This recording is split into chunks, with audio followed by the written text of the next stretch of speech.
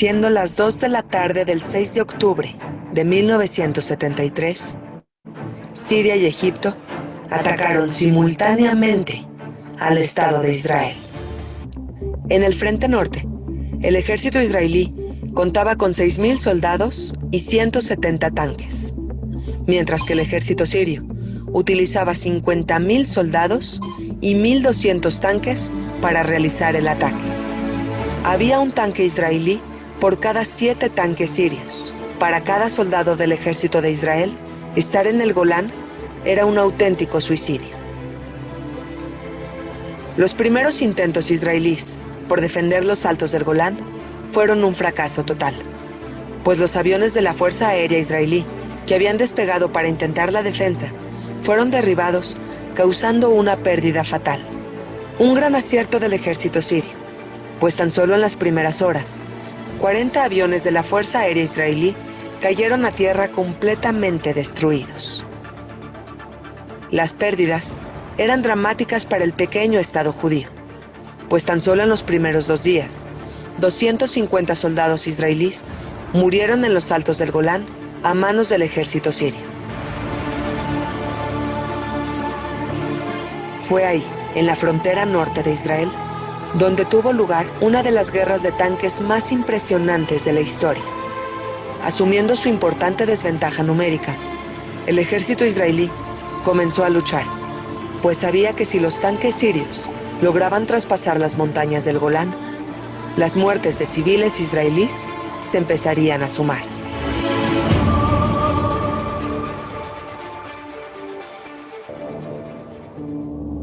De pronto, como si fuera un cese al fuego ordenado por el mismísimo cielo, cayó la noche. Esto podría haber significado un momento de tregua para los desesperados soldados israelíes. Sin embargo, estuvo muy lejos de ser así, pues los tanques sirios contaban con luces infrarrojas que les permitía ubicar a los tanques enemigos a lo lejos. De este modo, aún a 1.200 metros de distancia, los tanques del Estado de Israel explotaban en medio de la oscuridad. La desventaja militar estaba provocando una devastadora fatalidad.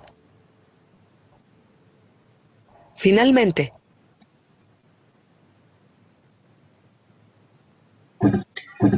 Bueno, me voy a presentar. Mi nombre es Daniel Blumberg, tengo 73 años y en el año 1973 tenía 26 años de edad. Estuve justamente en el momento crucial de una de las guerras más importantes de Israel. Yo no es mi... lo que no pretendo es hacer historia, quiero contar lo que a mí me pasó, pero no va a haber manera de meter algún tema de historia en el medio, si no, no se va a poder explicar. Para el pueblo judío, desde que existe, desde 1948, existieron 3 guerras que fueron vitales, a donde la supervivencia del Estado de Israel estuvo en peligro. Fue la guerra del Día de la Independencia, fue la guerra de los 6 días y fue la guerra de Yom Kippur. La guerra de los 6 días estableció con los árabes un paradigma a donde Israel salió ganando en una guerra que tenía todas las de perder.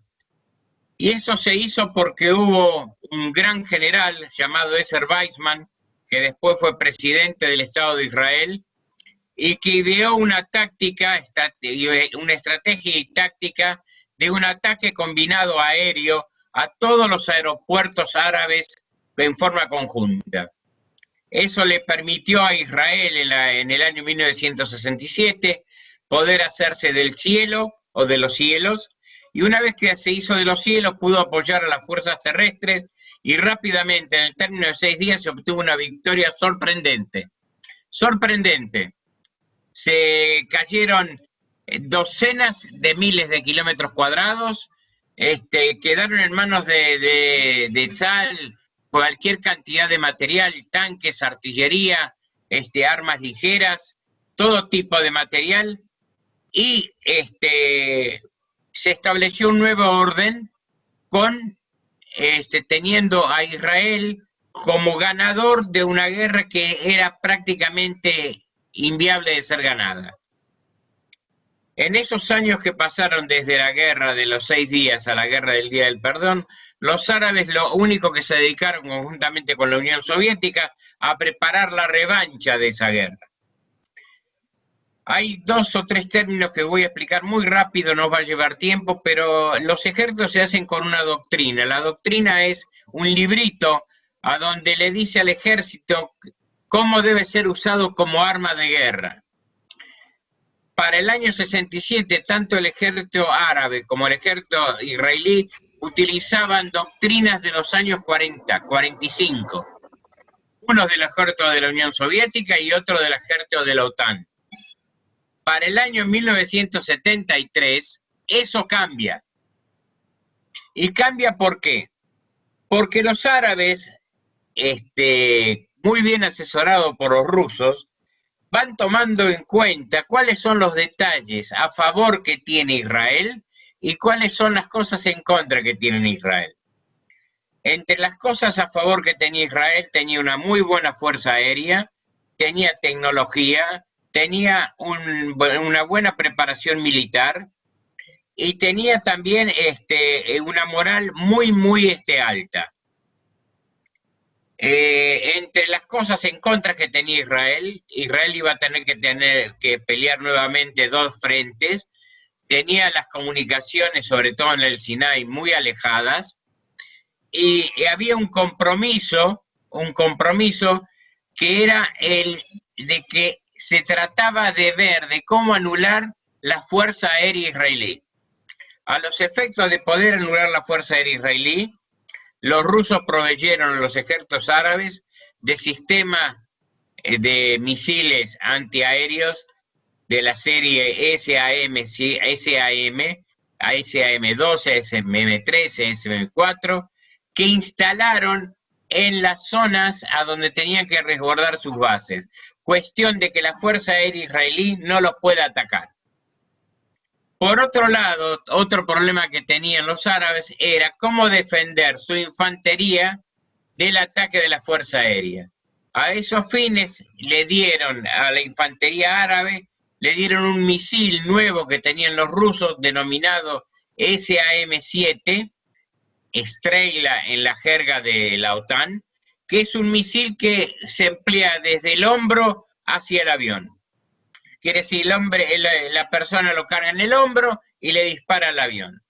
Es un misil que en la jerga se conoce como corre perro, porque el misil va detrás de la onda de calor del avión.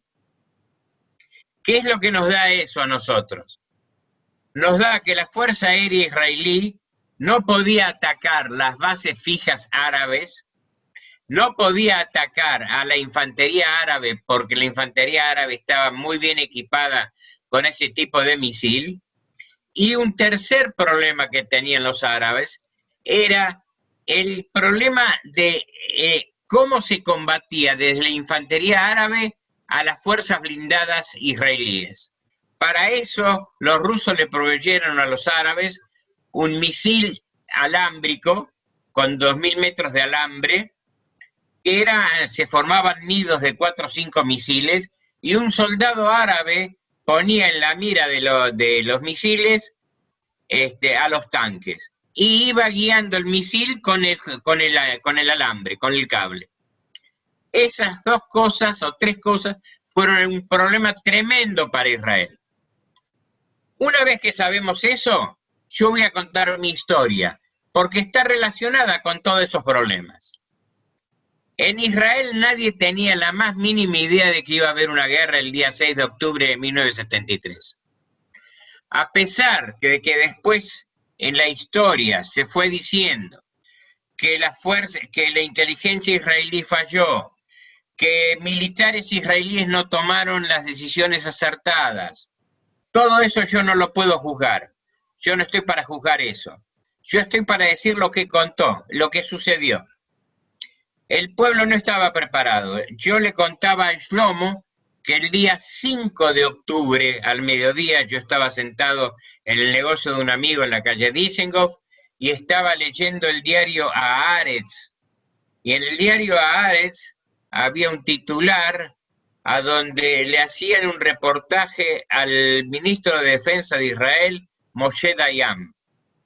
En ese reportaje le preguntan a Moshe Dayan qué significaba el movimiento de 800 blindados sirios de la frontera sirio-jordana a la frontera sirio-israelí. Recuerdo como si fuera hoy. Moshe Dayan contestó: es un gesto de muy buena voluntad hacia los jordanos. Así se terminó el día 5 de octubre, todo el mundo se fue a dormir. El día 6 de octubre, un día caluroso. Yo recuerdo que vivía en Ranana, en una casita con un pequeño jardín. Y bueno, la tierra estaba seca realmente, como si hubiera pasado un infierno por ahí, hacía mucho calor.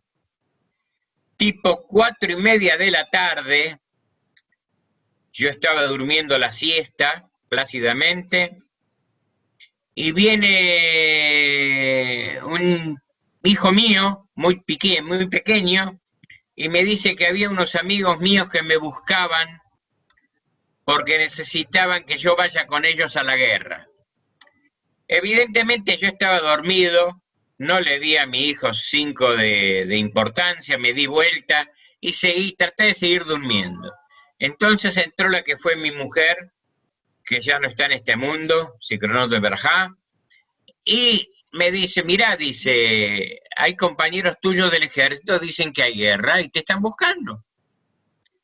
Salgo yo en calzoncillos, miro y hay 3 personas, 3 soldados. Me dicen: ¿vos sos Daniel Bloomberg? Le digo que sí. Me dice: bueno, vamos, que hay guerra.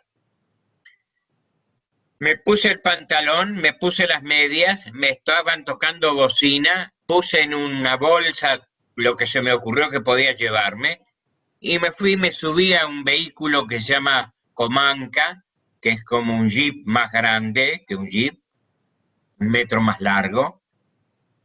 Y la calle donde yo vivía en Ranana tenía una pequeña curva. ¿Por qué cuento esto? Porque subí y me olvidé de despedirme de mi mujer.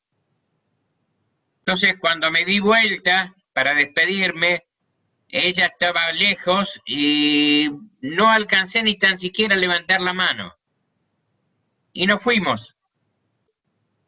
Nos fuimos y llegamos a nuestra base, cerca, en un suburbio de la ciudad de Petah Tikva que se llama Kfar Sirkin, y en nuestra base era realmente un caos. Era realmente un caos. Se habían tratado de movilizar tropas, pero las tropas que se habían tratado de movilizar no se habían podido movilizar todas las tropas que correspondían al número de gente que se necesitaba. Entonces, como el batallón 206 batallón, el batallón tenía 3 compañías, entonces empezaron a juntar gente para armar una primer compañía. Una primer compañía que tenía 11 vehículos blindados, semiorugas. Entonces apareció un capitán que resultó ser el jefe de la compañía Aleph, con un listado hecho a mano, nos mencionó a cada uno y trató de ubicarnos a cada uno dentro del equipo de 5 hombres que componían la unidad. Quiere decir, un conductor, un técnico en comunicaciones, un cargador, un artillero y disparador y un jefe de unidad. 5 personas. Así juntó la gente y unió la primera compañía. Mientras tanto se estaban uniendo la segunda y tercera compañía, la compañía Bet y la compañía Gimel. A todo esto nadie sabía lo que estaba pasando. Simplemente se sabía que hubo un gran ataque en el Golán y se sabía que los egipcios se habían cruzado el canal de Suez. Los egipcios se habían cruzado la línea Bar-Lev, una línea hecha como de 15 metros de altura de arena, que los israelíes o el Estado Mayor israelí pensaba que los egipcios, si la querían pasar, necesitaban 36 horas de trabajo. Eso lo hicieron en 10 horas con unos sistemas de agua de alta presión y pudieron pasar en 10 horas. Esto significa que una guerra que empezó aproximadamente a las 2 de la tarde en el Hermón, porque el primer punto israelí que cayó es el Hermón. ¿Por qué el Hermón? Porque el Hermón era los ojos de Israel.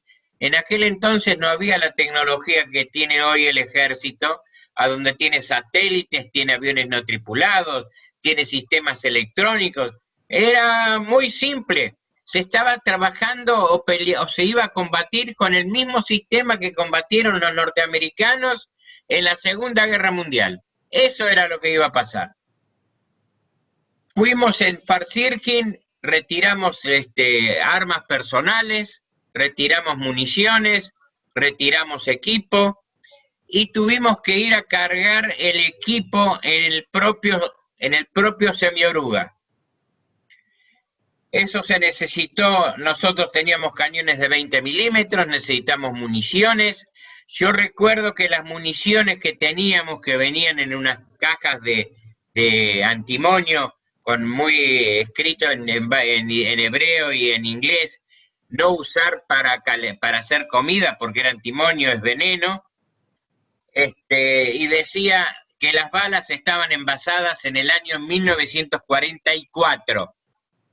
1944, nosotros estamos hablando que estamos en el año 1973. Bueno, cargamos material, cargamos combustible, cargamos agua. Generalmente los blindados se llevan de un lado a otro en camiones. Acá no había camiones para hacerlo. Como los blindados nuestros eran blindados livianos y tenían las partes inferiores de la oruga de goma, entonces agarramos el camino y salimos por camino asfaltado. El 206 Batallón, al que yo pertenecía, a su vez pertenecía a la División 146 de reserva, comandada por un general israelí llamado Moshe Musa Peled, un héroe. Ya les voy a contar después, si tengo un minuto, por qué héroe. La división 146 le pertenecía a la defensa del Fuente Jordano. Los jordanos no atacaron. ¿Cuándo nos dimos cuenta que no íbamos hacia Jordania? Cuando empezamos a viajar hacia Beklik, hacia el norte, como quien va hacia Tulkaren, hacia Natania, para después ir por Gedera a Fula y llegar a la parte que se une, estrecha que hay entre el Kineret y la frontera jordana. Ahí llegamos el día 7. Nosotros no teníamos una real idea de qué había pasado en la guerra todavía. Cuando llegamos el día 7, todavía las fuerzas sirias con las que se iba a enfrentar la 146 estaban más o menos del lugar a unos 20 kilómetros. En el interín que nos fuimos preparando, se fue desplegando la división a medida que llegaban los batallones. Empezaban a haber comentarios. El comentario fue, ustedes recién vieron una película a donde se hablaba de que Israel tenía 178 tanques, que los sirios tenían 2.000 tanques, que había 60.000 soldados de infantería sirios, que había 6.000 soldados de infantería israelíes, que había miles de cañones sirios, docenas de cañones israelíes. Eso había pasado de Quneitra para el norte, de Quneitra a Magdal Shams. En esa zona había un general, Dios lo bendiga, porque fue uno de los mejores generales que tuvo Tzal. Se llamaba Rafael Eitan Raful. Él era el jefe de la 36 División, cuya estaba integrada por la 7ª Brigada de blindados y la 188 de blindados. Los muchachos de esas dos brigadas combatieron 36 horas. El jefe de uno de los batallones de la 7ª Brigada, que se llama Víctor Kaalani, vive hoy. Él solo combatió y se bajó más de 20 tanques sirios en 36 horas. En el interín empezó a llegar a la parte central la 252 División del general Lerner. Y el Golán quedó dividido en 3 partes. Una parte norte-norte al mando del general Raful, una parte central al mando del general Lerner y una parte sur al mando del general Musa Pellet. El general Musa Pellet atacó hacia Siria directamente, pasando por una Yunata Teba, una zona de naturaleza llamada Elial, después a Jusemia, un pueblo árabe muy viejo, y llegando a Ramat Mahshimim, un moshav que quedó totalmente destruido. Todo eso demoró 7 días. Pero ¿qué pasó en los 3-4 primeros días? En los 3-4 primeros días de guerra, la aviación israelí no estuvo en el aire. ¿Por qué? Porque las defensas antiaéreas de los sirios eran muy importantes y la pérdida en aviones fue muy grande. Entonces no se permitió a los aviones israelíes volar. Al no permitirse a los aviones israelíes volar, la aviación siria tenía todo el cielo para ella. Y nosotros, como fuerzas de tierra, no nos quedó más remedio que combatir contra ellos. Pero nosotros no teníamos misiles como tenían los sirios, misiles de origen ruso. Nosotros teníamos un cohete de origen americano llamado Halcón y teníamos cañones de 20 milímetros de la Segunda Guerra Mundial, y con eso combatimos como pudimos a la Fuerza Aérea Siria, que tenía aviones MiG-17 y MiG-21. Al no tener el cielo de parte nuestra, o sea, la protección aérea de parte nuestra, el combate fue muy cruento porque implementaron el sistema viejo de los rusos, que es un fuerte ataque aéreo seguido por un fuerte ataque de artillería y después mandaban a los tanques.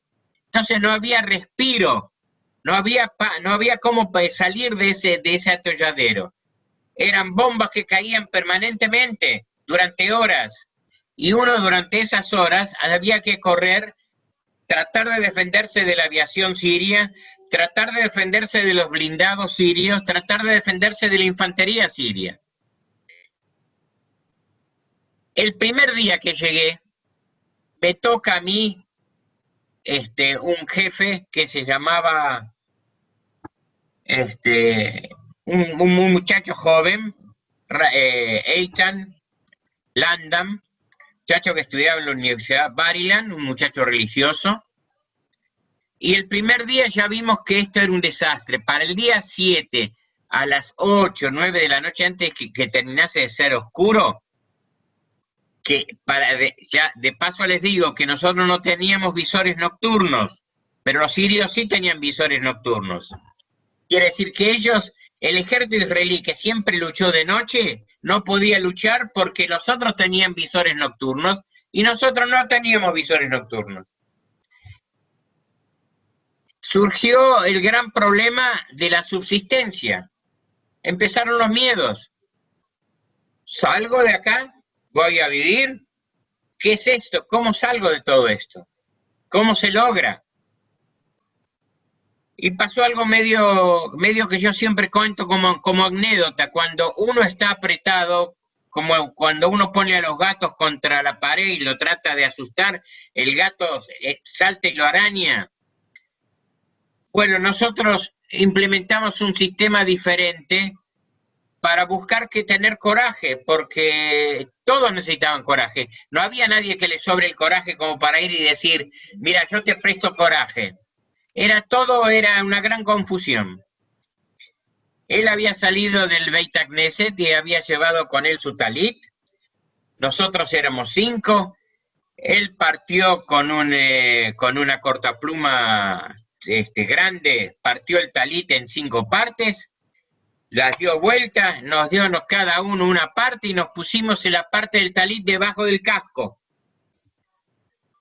pensando que Dios nos iba a ayudar. Esto lo que digo es como, no se jura, pero doy mi palabra. Pensamos que Dios iba a estar con nosotros. Bueno, en realidad Dios estuvo con nosotros porque nosotros pudimos seguir combatiendo y combatimos hasta que pudo regresar la Fuerza Aérea. La Fuerza Aérea recibió de los depósitos en Alemania Occidental de los Estados Unidos contramedidas para cohetes y pudo salir de nuevo a los cielos. Una vez que la Fuerza Aérea israelí salió de nuevo a los cielos, los tres héroes estos generales, Rafael Eitan, Lerner y Musa Pellet, cada cual poniendo lo mejor de sí mismo, obligaron a los sirios a retroceder y pudieron destruir los sistemas antiaéreos sirios. Cuando pudieron destruir los sistemas antiaéreos sirios, la guerra, el día 16 más o menos, pasó a ser un paseo. Ya se terminó el problema, porque estábamos amparados por nuestra Fuerza Aérea. Ya no podían hacernos esos fuegos de artillería tan intensos, porque el fuego de artillería intenso lo contestaba nuestra Fuerza Aérea. Ya nuestros blindados se podían mover de otra manera, porque la Fuerza Aérea permitía y era ella la que combatía contra los blindados sirios. Y por otro lado, también tengo que dejar aclarado que por más que fue una guerra a donde recibimos una paliza tremenda, los militares israelíes, uno de ellos, que la Badat Agranat, que después investigó sobre la guerra, lo castigó, que se murió pobre, Shmuel Gonen Gordish, que fue el oficial encargado de preparar las fuerzas blindadas, eligió para las fuerzas que peleaban en el Golán un tanque inglés llamado Centurion, porque el tanque inglés ese tiene la virtud de tener el cañón un azimut negativo. ¿Qué significa? Que puede apuntar para abajo. No muchos grados, 5 grados. Entonces, cuando empezó el combate con las primeras brigadas que después desaparecieron, las brigadas se posesionaron sobre unas alturas de más o menos de 300 metros de altura, y los sirios querían conquistar esas alturas. Los tanques Centurion nuestros tiraban hasta 3.500 metros de distancia, y los tanques rusos tiraban únicamente hasta 2.000 metros. Eso nos salvó de la destrucción total, porque los muchachos de estas dos brigadas pudieron mantener a los sirios a distancia hasta que llegasen el resto de las tropas. Cuando llegaron el resto de las tropas, las 252, las 646 y otras divisiones más de reserva, ahí ya se aplanó el terreno y se avanzó hacia Siria misma. ¿Qué pasó ahí? Cuando empezamos a bombardear Damasco, Hafez el-Assad le pedía a Anwar Sadat que por favor presione contra los israelíes en el Sinai, para que los israelíes no sigan avanzando hacia Damasco. Ese fue, estoy adelantándome en lo que es la guerra, ¿no? Ese fue el error más grande que cometieron los árabes. Años después, el que fue jefe del ejército árabe egipcio decía: el error más grande que cometimos fue el haberle hecho caso a los sirios y haber mandado a nuestros tanques a pelear al Sinai. En el interín estaba lo que pasamos en el combate. El combate nos dio en el Golán cientos de muertos en los primeros días, miles de heridos en los primeros días, una gran falta de aprovisionamiento, lo que se llama en hebreo gel aspacá, o los equipos de soldados que están destinados a abastecer las tropas, no daban abasto por diferentes motivos. Y también teníamos otro problema, que el gel Himush, los que eran encargados del mantenimiento, tampoco daban abasto. Eso nos hizo ir un poco para atrás. Pero no nos olvidemos, para el día 16, ya se pasó a la ofensiva sobre la misma Siria. Todavía quedaba un trecho largo, pero ya no estábamos tan acabotados. Lo que yo puedo decir, que se pasaron días de desesperación y de arrojo, y vi cosas como las que yo nunca creí ver. Y yo le decía a Shlomo, yo soy una persona que tengo 73 años y lo puedo contar.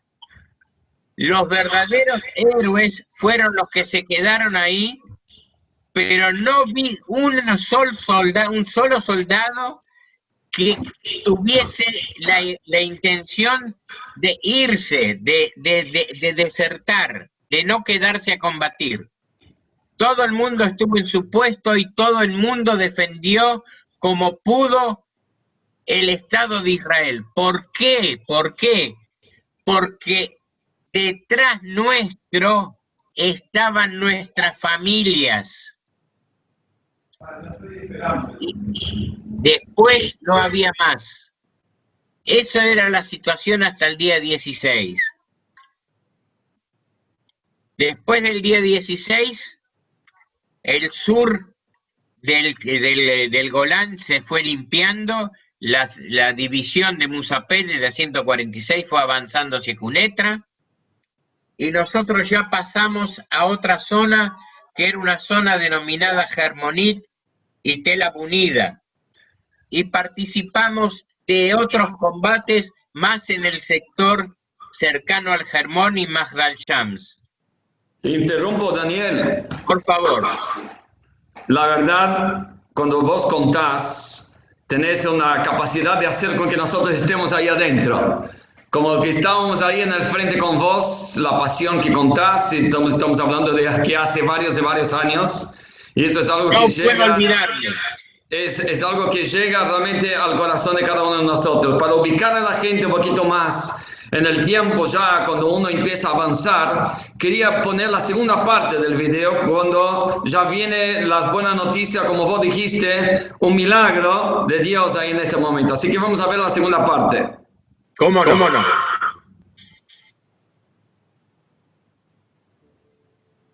Finalmente, la totalidad de los reservistas israelíes llegaron al campo de batalla, y las posiciones de la guerra comenzaron a cambiar.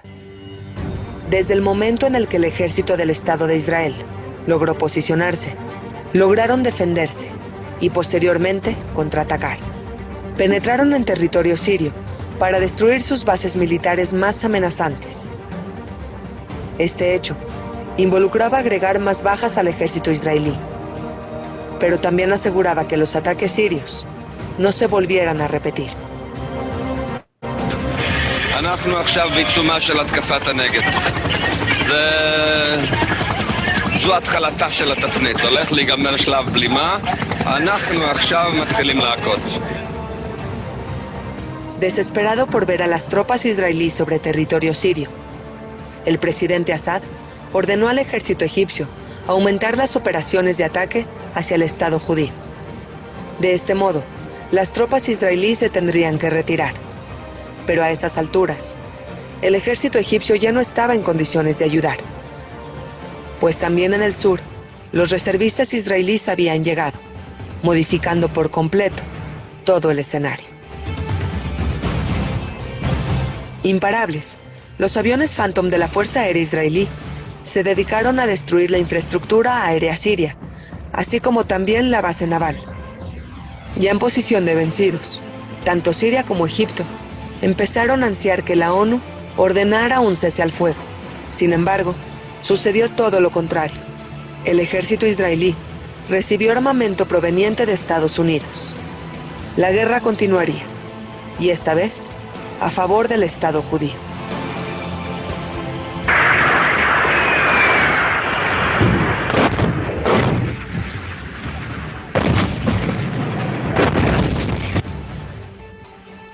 A pesar de la derrota, Anwar al-Sadat se dedicó a celebrar su inicial victoria contra el Estado de Israel. En un discurso con la población egipcia, alabó la forma en la que su ejército había logrado atravesar el Canal de Suez. Pero mientras eso sucedía, los tanques israelíes avanzaban sin ninguna oposición sobre una península del Sinaí completamente vacía.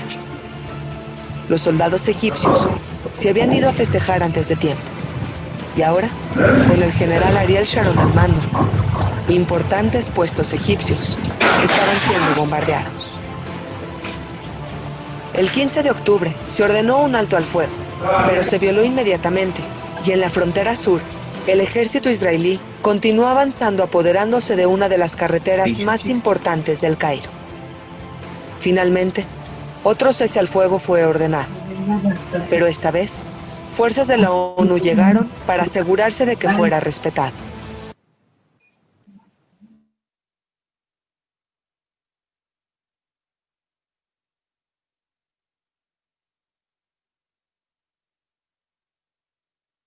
Principalmente como, ¿a qué te referís cuando dijiste que es un milagro, que empezaste a ver a Dios o sentir a Dios ahí en esta guerra? ¿Qué quiere decir esto?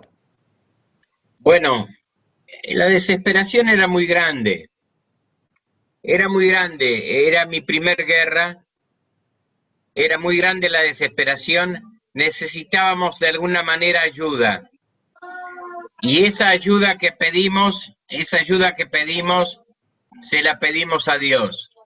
Y se la pedimos a Dios y se la pedimos a instancia de este muchacho Efraín Lamdam, que es un muchacho religioso que tuvo el tino de cortar un talit en 5 pedazos y ponernos debajo del casco de cada uno, a donde nos sentimos protegidos. No había mucho tiempo para pensar, pero yo creo que fue la primera vez que pensé seriamente en Dios. Fue la primera vez que pensé seriamente en Dios. Desde ese entonces,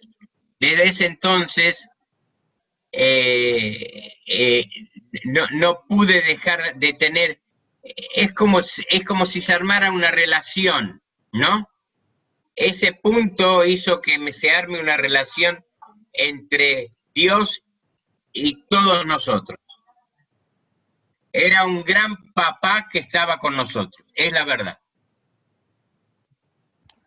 Sí, porque como se vio en el video y todo lo que vos dijiste, es algo como de acuerdo con lo que se llama las leyes naturales de un país, era imposible como contraatacar una situación de estas. No.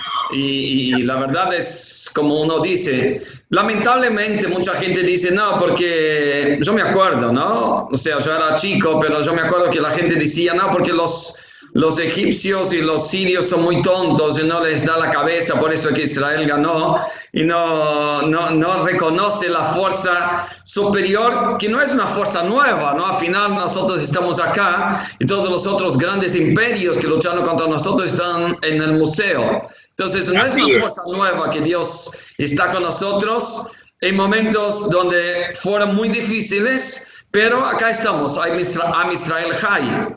Yo lo que quería ahora es, un minuto Daniel, quería presentar una ministra de diáspora, que es alguien que hizo un mensaje especial para nosotros acá en Argentina. Esta ministra de diáspora, Omer Yankelevich, es la primera mujer ortodoxa que es parte del gobierno de la Knesset, y que realmente está moviendo mucho para la conexión de los jóvenes a su esencia, aun cuando estén afuera de Israel, conectarlos con su esencia afuera de Israel.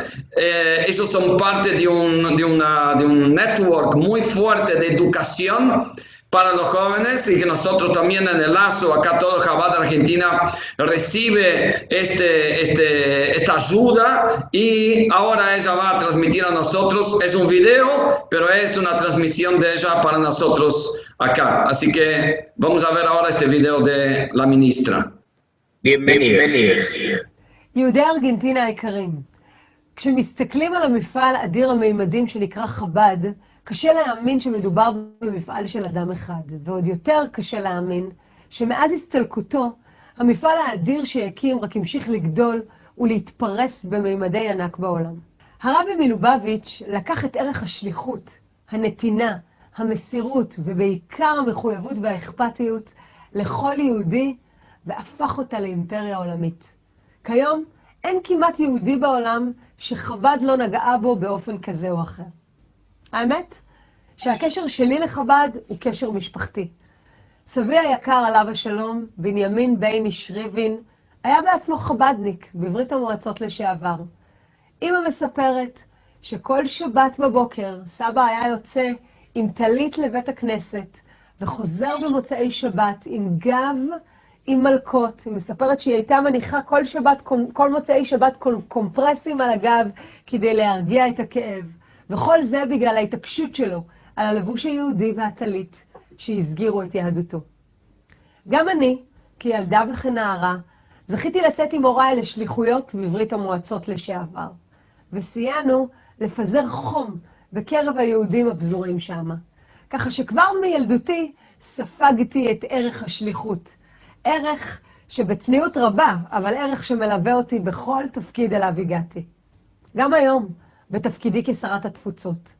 ועל כן אני מבינה היטב את משמעותה של השליחות ואת מסירות נפשם של השלוחים שלכם. הרבי היה למעשה שר התפוצות היהודי הגדול בעולם. כל חייו של הרבי היו תפוצות ישראל.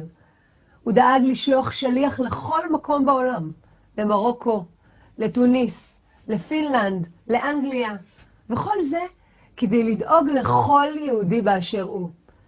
לכן דמותו של הרבי מהווה השראה עבורי בשליחותי כשרת התפוצות ובמחויבות הבלתי מתפשרת עבור כל יהודי ויהודי בעולם.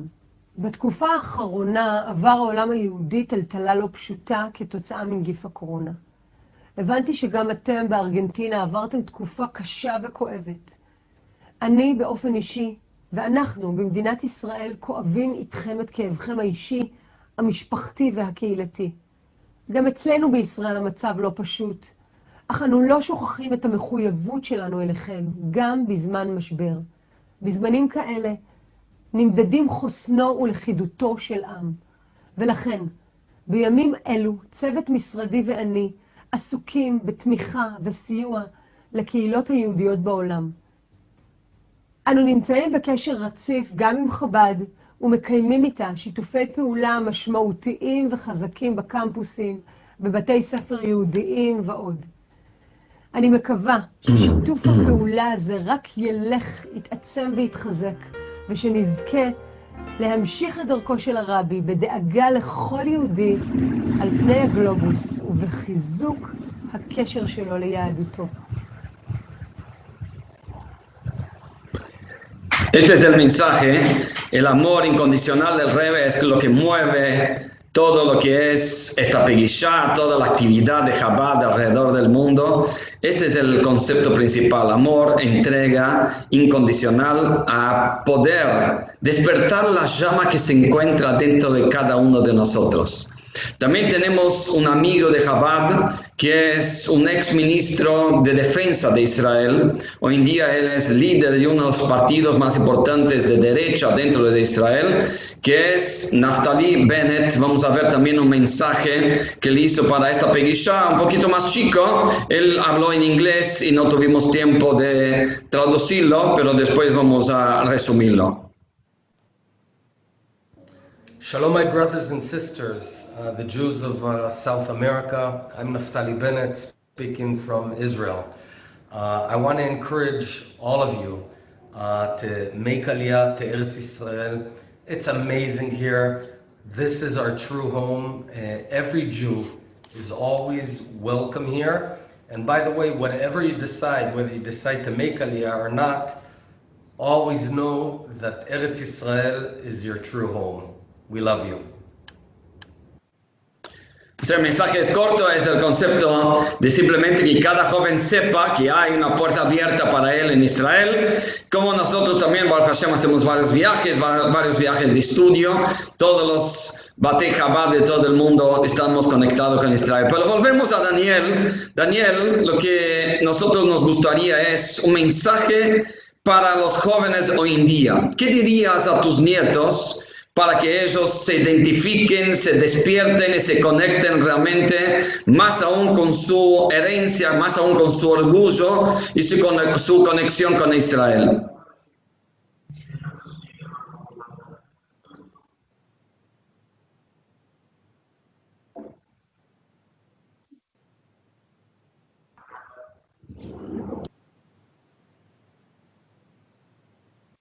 Ahí.